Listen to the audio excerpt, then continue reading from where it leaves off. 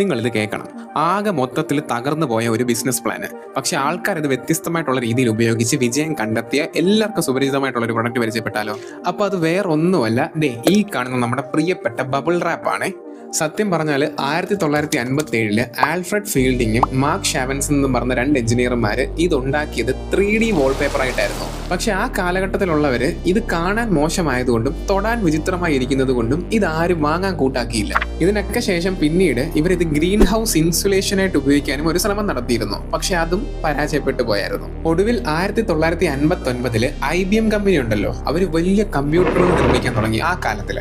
അപ്പോൾ അത് ട്രാൻസ്പോർട്ട് ചെയ്യാനായിട്ട് ഇതിന്റെ ഈ മെറ്റീരിയൽ കുഷനിങ്ങിന് സാധിക്കും എന്നുള്ളത് ഇവർ തിരിച്ചറിയുകയും ആ തിരിച്ചറിവാണ് പിന്നീട് ചരിത്രം മാറ്റി മറിക്കുകയും ചെയ്തത്. ഇന്ന് ഈ പറഞ്ഞ പോലെ വലിയ വലിയ സാധനങ്ങൾ ട്രാൻസ്പോർട്ട് ചെയ്യുന്ന സമയത്തും ഫ്രജൈലായിട്ടുള്ള സാധനങ്ങൾ ട്രാൻസ്പോർട്ട് ചെയ്യുന്ന സമയത്തും ഈ പറഞ്ഞ ബബിൾ റാപ്പ് യൂസ് ചെയ്യുന്നുണ്ട്.